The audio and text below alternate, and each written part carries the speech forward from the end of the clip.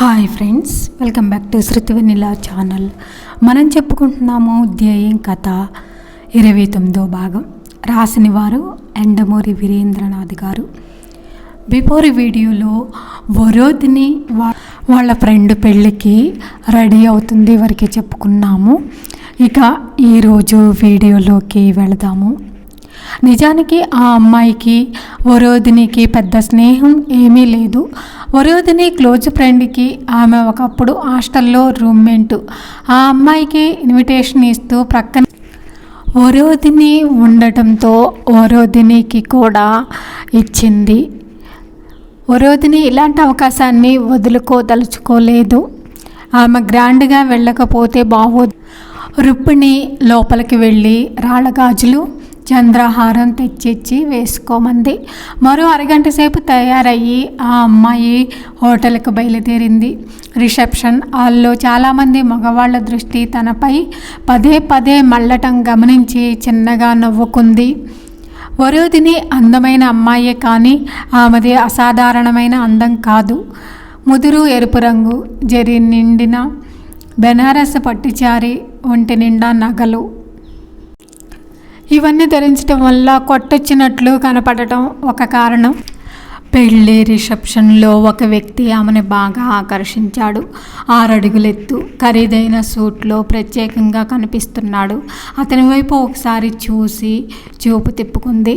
అది చాలని ఆమెకు తెలుసు. ఆమె భోజనం చేస్తుండగా వచ్చి విష్ చేశాడతడు. హలో, ఐయామ్ వరోధిని అంది చనువుగా.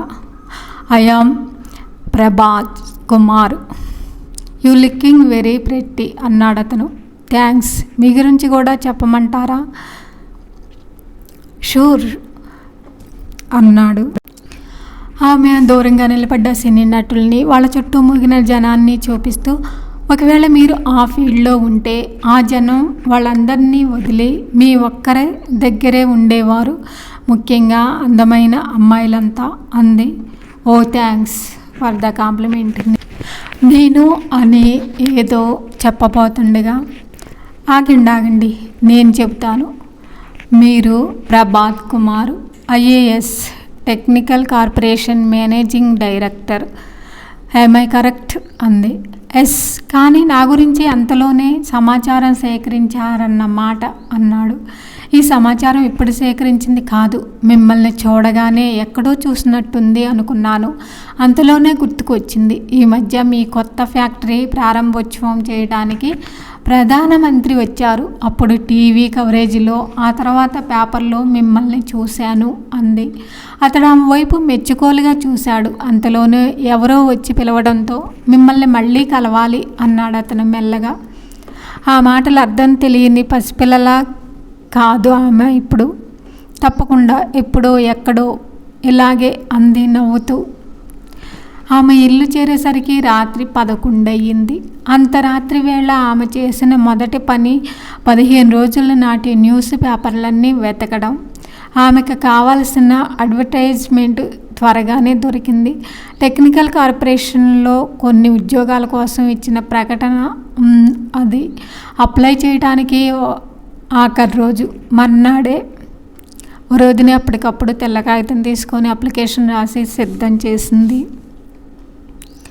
ఆ అడవుల్లో వేసుకున్న నగలు తీసి డ్రెస్సింగ్ టేబుల్ మీద పడేసి పడుకుంది. అర్ధరాత్రి దాటాక ఇల్లు చేరిన ఆమె అన్నయ్య ప్రీతం దుప్పటి కోసం ఆ గదిలోకి వచ్చాడు. డ్రెస్సింగ్ టేబుల్ మీద రాళ్ల గాజులు అంత చీకట్లోనూ మెరుస్తున్నాయి.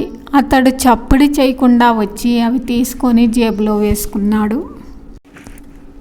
మెచ్యూరిటీ పాదరసం లాంటిదని, అది రిలేటివ్ అన్నీ ముందే చెప్పటం జరిగింది.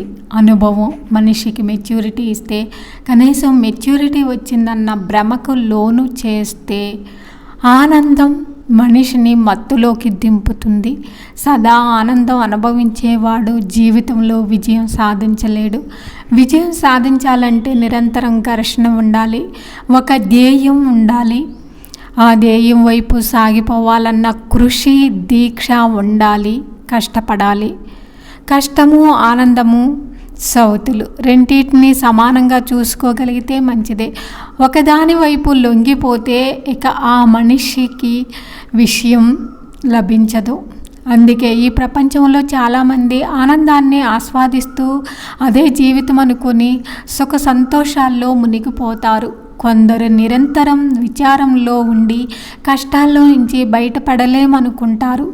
మూడో వర్గం వారే కష్టాల్లో నుంచి సుఖాల వైపు పయనించడం కోసం కృషి చేస్తూ ఉంటారు.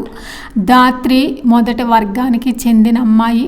ఆమె ప్రస్తుతం అదే ఆనందంలో ఉంది. ప్రేతం ఇస్తున్న కిళ్ళీలు అతడి కంపెనీ ఆమెను పూర్తిగా మత్తులోకి దింపి అదే ప్రపంచం అనుకునేలా చేసింది. తనలా ఆనందించగలిగే అదృష్టవంతులు చాలా కొద్దిమందే ఉంటారన్న నమ్మకంతో ఉందామె. ఇంట్లో దొంగిలించిన రాళ్ల గాజులు, అమ్మిన డబ్బు, చేతికందిన సంతోషంతో ప్రేతం స్నేహితులకు పార్టీ ఇస్తున్న టైంకి అక్కడికి చేరుకుంది ధాత్రి. ఖరీదైన లిక్కర్, డ్రగ్స్, స్టార్ హోటల్ నుంచి తెచ్చుకున్న భోజనం అప్పటికే వాళ్లను మత్తులోకి దింపుతున్నాయి. ఆ సమయంలో ధాత్రిని చూడగానే ప్రేతం ముఖం వికసించింది. సంతోషంగా ఆహ్వానించాడు.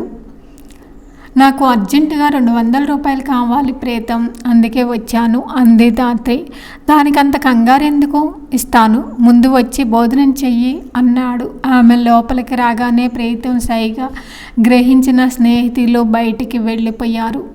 నాకు ఆకలిగా లేదు ప్రేతం. నిక్కీ పరిస్థితి చూస్తే జాలేస్తుంది. నేను ఆమెకు 200 బాకీ తీర్చాలి. ఆమె అడగలేదనుకో, కానీ ఇచ్చేస్తే బాగుంటుందనిపించింది, అందుకే వచ్చాను అంది. స్నేహితులను మనం కాకపోతే ఎవరు ఆదుకుంటారు ధాత్రి? ఇదిగో 200, 500 తీసుకెళ్ళివ్వు అని చనువుగా ఆమె పర్సులాక్కొని డబ్బు అందులో పెట్టాడు. కానీ నువ్వు భోజనం చేసి వెళ్తే నాకు తృప్తి. నీకోసం స్పెషల్ కిళ్ళీ కూడా తెచ్చాను. ఆమె ప్రక్కన తాకుతూ కూర్చున్నాడు. నువ్వెంత మంచివాడివి ప్రేతం, మనస్ఫూర్తిగా అందామె. మరైతే ఆ రోజు ఎందుకలా పారిపోయావు? నీకు నేనంటే నిజంగా ప్రేమ లేదనుకున్నాను. మెల్లగా భుజాల చుట్టూ చేతులు వేశాడు. నాకెందుకో భయం వేసింది. పెళ్ళి కాకుండా అవన్నీ తప్పు అంటారు కదా అంది. ప్రేమించిన వాళ్ళకి భయం ఉండకూడదు, నమ్మకం ఉండాలి. నేను మాత్రం నిన్ను గాఢంగా ప్రేమిస్తున్నాను ధాత్రి. ఇంతగా ప్రేమించుకుంటూ దూరంగా ఉండటం ఎలా చెప్పు? అందుకే ఇవాళ నీ అంతటి నువ్వే నన్ను.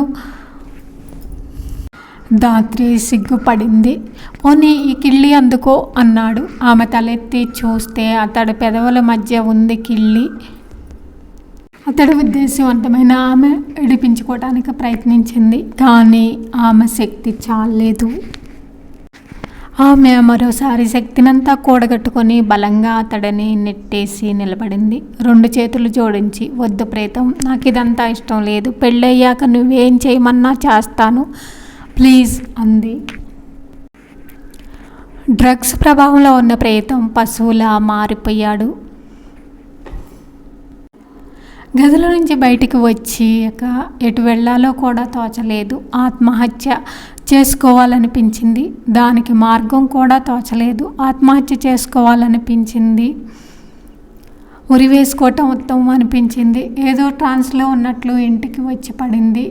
ఆమె గుమ్మంలో అడుగు పెట్టగానే కాళికాదేవిలా విరుచుకుపడింది శ్రీలక్ష్మి కోపంతో. ఉన్న ఆమె ధాత్రి మానసిక ఆందోళనని గమనించే స్థితిలో లేదు. ఒక్కసారిగా మీదపడి కొట్టడం ప్రారంభించింది. ధ్యేయం తర్వాత భాగం నెక్స్ట్ వీడియోలో చెప్పుకుందాం. ఈ వీడియో మీకు నచ్చితే లైక్ చేయండి, కామెంట్ చేయండి. Please subscribe my channel. Thank you for watching.